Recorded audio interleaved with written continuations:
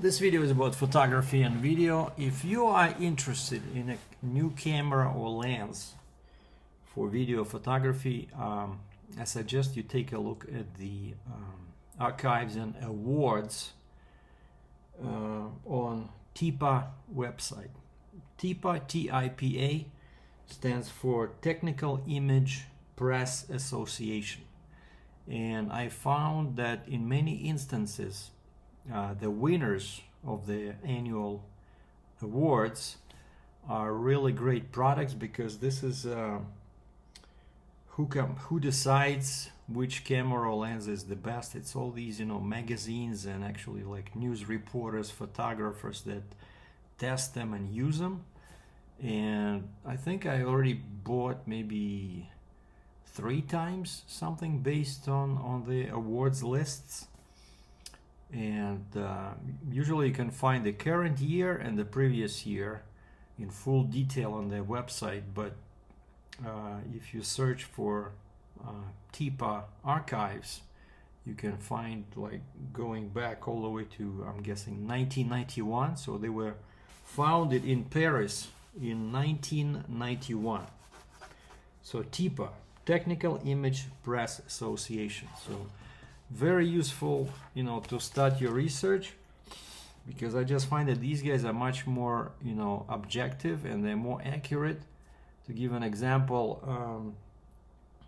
a couple of years ago, I bought a lens, Tamron 35mm f1.4, because it was the winner. I forget what it was, 2020 or 2019, something like that, but it was like the best prime lens, wide angle for a full frame DSLR. And I got that lens and it was amazing.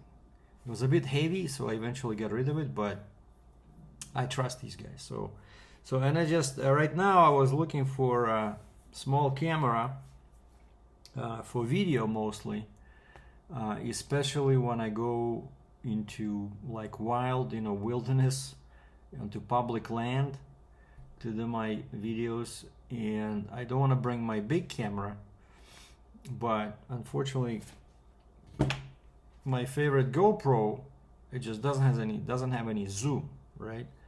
And I needed something where I can attach telephoto lens and do a video, right? But again, I wanted something cheap, something that's I'm not gonna cry about if, I don't know, if it gets broken or damaged or stolen, right? And so I went in and I looked at 3 years worth of this TIPA awards, and I was just looking at 3 categories, because they have a lot of categories. I was looking at best APS-C camera, which is crop sensor camera. Usually they're small, right? Then out of curiosity, I was checking best full frame professional and best vlogger camera, or best camera for vlogging.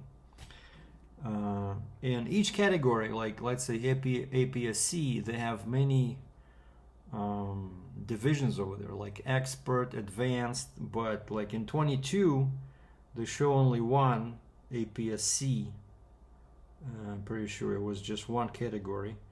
They didn't break it down, but in previous years they had advanced, expert, stuff like that, professional. And so in 2022, the best APS-C camera was Nikon Z50. Nikon Z50. The best full frame professional camera was Z9. Yes, and I have that one. And the best vlogger camera was the title was awarded to Sony ZV-E10. That's for 2022. Now in 2021, the best APS-C advanced camera was Fujifilm X-S10. Nice camera, has been getting lots of rave reviews recently. Mirrorless camera. The full frame professional camera in 2021 was Sony Alpha 1 or Sony A1. And the best vlogger camera was Sony ZV-1. Okay, so that's for 2021. And the last year I checked was 2020. Now the best APS-C advanced camera was Nikon Z50. The best full-frame professional camera was Sony 7R Mark IV. And the best vlogger camera was Canon PowerShot G7 Mark III. I just came back from the post office, picked up hopefully my new camera.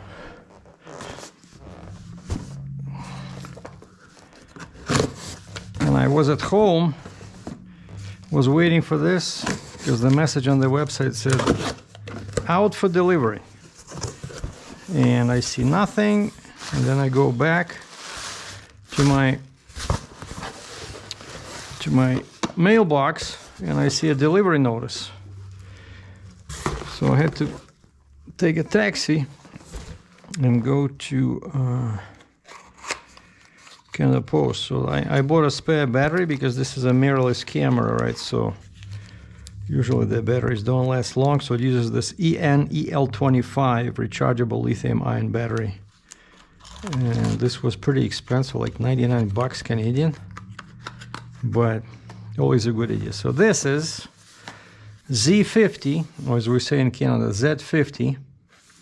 So it should come with a strap, rechargeable battery, battery charger, USB cable, user manual, warranty, and that's it. So a pretty light box.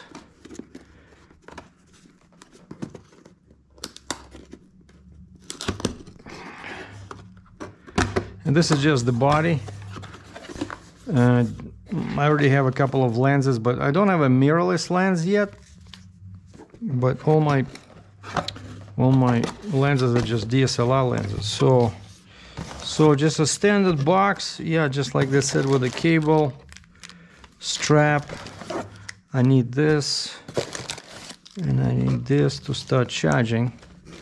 Oh yeah, and I like this that Nikon does with this, you know, where you can plug it in directly. Well, what's interesting, a couple of times I bought a gray market camera, and when they give you a charger, it looks exactly like this, except it never has this,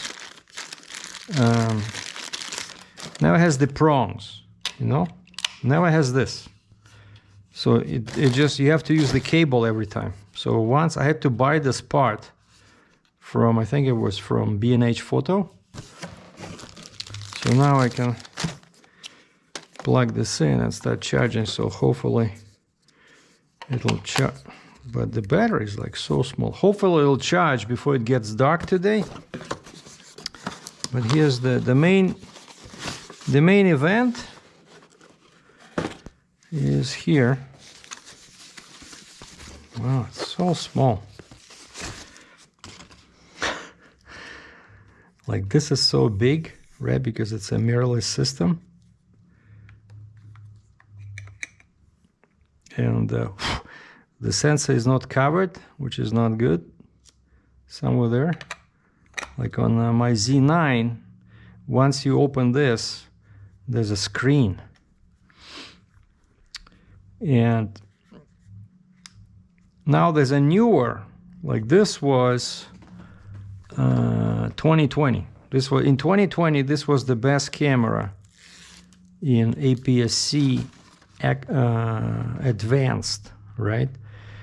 And now they came up with Nikon Z30, and a lot of people are complaining about this, you know, like they were saying that this is perfect for vloggers, and then they created this screen where, like, there's, you know, the Sony cameras or Canon, they have a screen over here, and people complain about that because then you cannot use a microphone.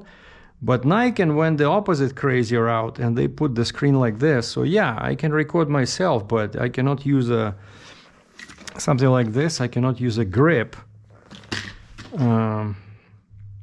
But I found, even now, while waiting for this camera, I found like an override, so kind of like a solution. you can buy a third-party, like a bracket, which goes in here, and then it gives you another tripod mount over here. But it's just a bit weird because all the weight, you know, like basically instead of sitting like this, then the camera using that mount sits like this, which I don't like. So for me, I'm not gonna do too many selfies with it, but it does work. You know, just you cannot use I cannot use the grip or the mount, but you can still see yourself, right? The grip is good. There's enough room only for, yeah, basically 2 fingers or maybe 3 like this. So very small, but it's okay. I wanted a small camera. So let's get it charged, take some video and do some testing shots. Well, this is what the camera looks like with the 18-35. Since I don't have any mirrorless lenses at the moment, so I'm using the adapter.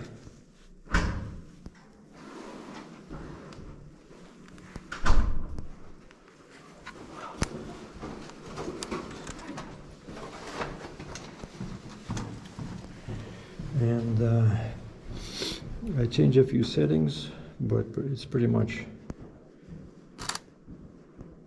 wow, nice shutter sound. So what I changed is I changed the picture control to vivid, and I did not touch, you know, sharpening or anything like that, even though I saw one guy, he did a review of this camera, and he, for some reason, he went into vivid, and he used so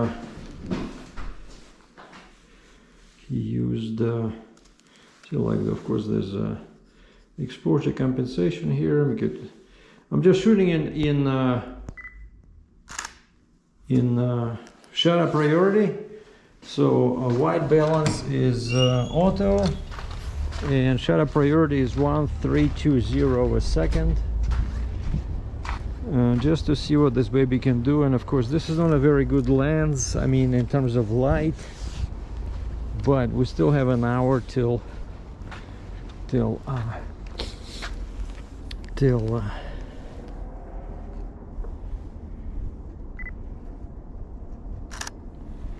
sunrise.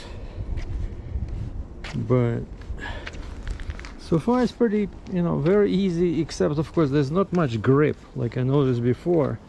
Like this is really you can only put like 3 fingers in here, so I don't know, but I don't care. This is for me, you know, to do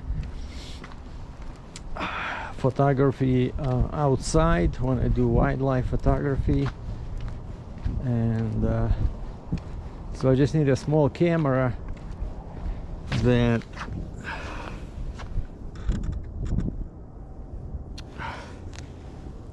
I'm not gonna miss if something happens. And of course it's a touch screen. You see I can touch the screen and it focuses right away.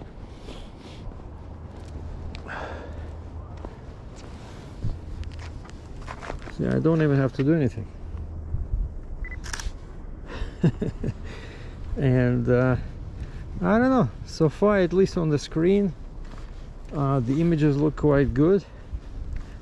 So I like, of course, you know, the beauty of the mirrorless cameras is that you can preview your histogram. Oh shoot, sorry about that.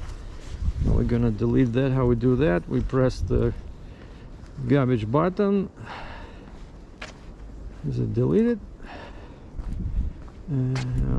Oh, second time, okay. And then we press preview back. Yeah, it's been snowing in the beginning of this week, and so we have quite a few pictures like this. But you see, I can look at the histogram. Okay, I don't like the light.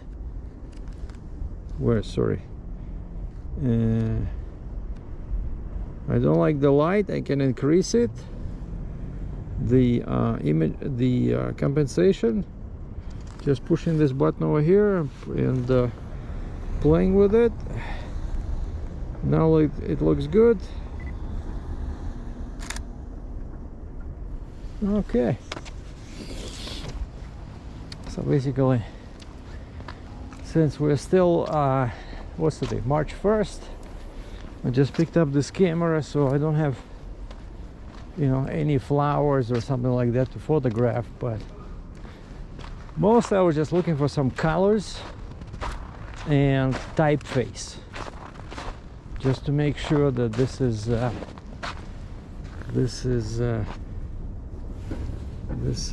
sharp, you know.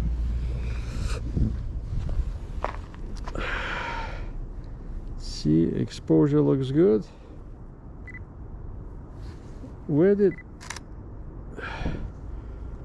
for some reason I lost that circle, the circle in the middle. Oh, okay, now it reappeared. I had to put the camera to my eye,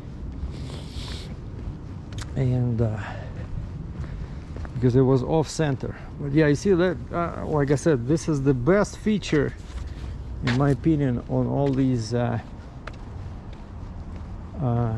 mirrorless cameras, is that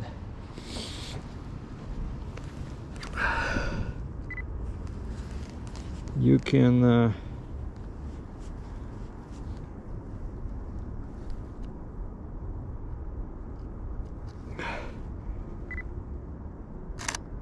preview the exposure right on the screen or in the viewfinder. So this is, you know, really helpful. But yeah, a camera like this, of course, even with this 18-35, it's not exactly small. You know, if I try to do like street photography with this thing, people will definitely notice. It's because this adapter, you see, adds a lot of dimension to this. So for this camera, since it's mirrorless, you definitely need a mirrorless lens, probably something like 16-50 they came up with, and that one is kind of like a pancake, you know.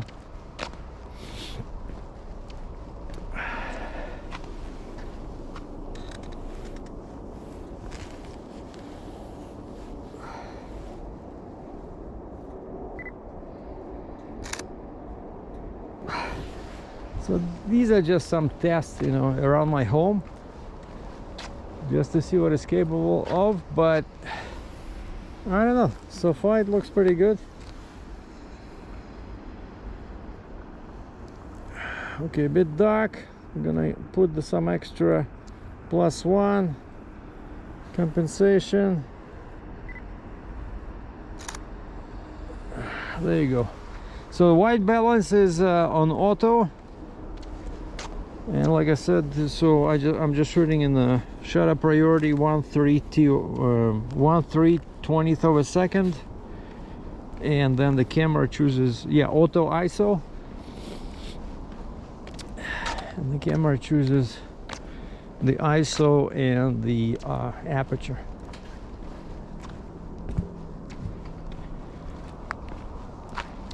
Just to give you guys an idea, in case somebody besides me wants to buy this. It's like, you know, it's an older model, right? It's an older model, but I think it's still great.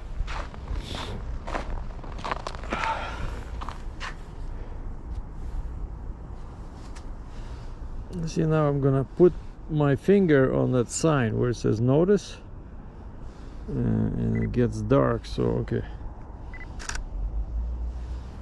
Boom, we have a picture of a snow where it says visitor parking, and it's all covered in snow.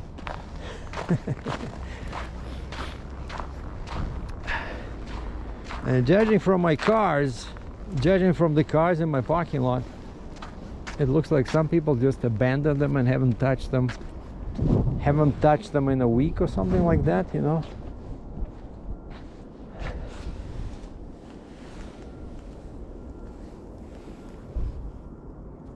Okay, I'm gonna remove the compensation. Let's just take a picture of this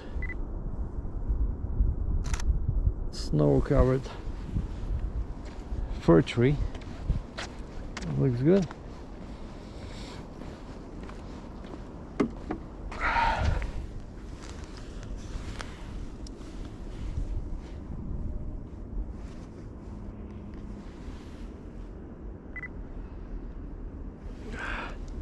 Okay, exposure compensation to make the histogram in the middle.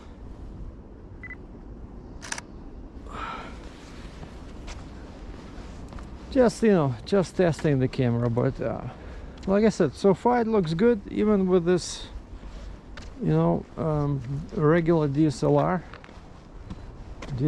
lens.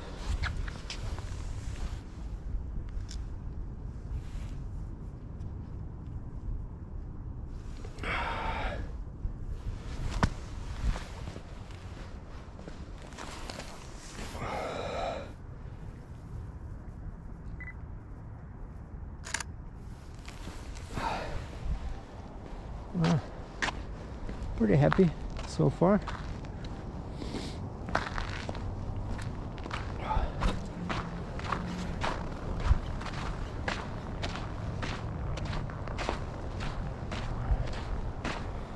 It's definitely small, easy to carry, and if you get one of those pancake lenses and you don't have to use the adapter, it's, I don't know, it just weighs, I don't know, nothing.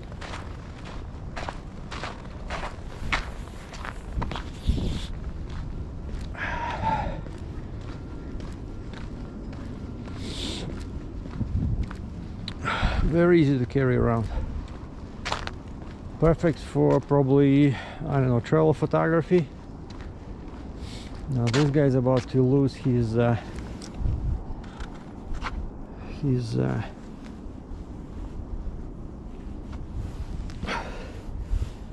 sign over here.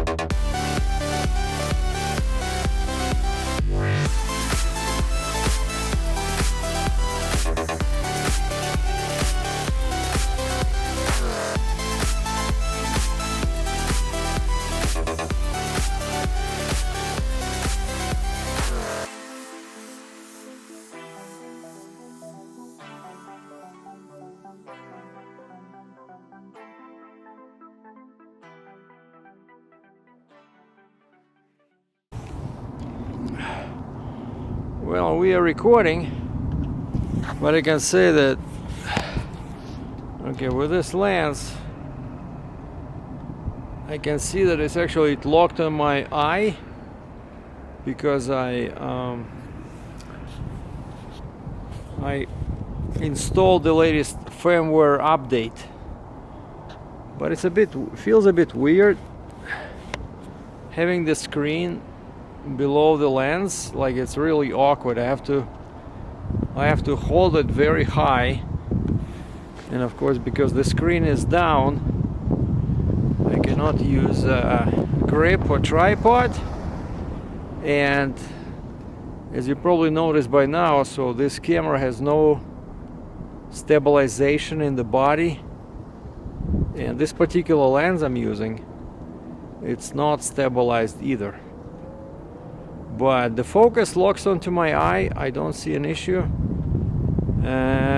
but it definitely needs a stabilized lens. But actually, one cool thing about, you know, wide angle lens like this one is 18-35, and when you're using, you know, really wide angle lens, it's gonna help with the stabilization. So wide angle lenses don't really need stabilization. So this is recording in fully auto mode.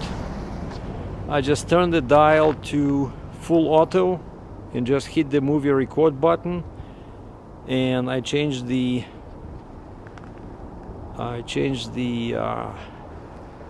focus distance to 18 millimeters on this lens, and that's what I'm getting. It picks my eye right away. I'm not touching the focus dial, and actually on the screen that I'm looking at under the lens, it looks pretty steady. So that's all I got to say about this new camera. I don't know, so far I'm pretty happy. So $1,000 Canadian. Check it out.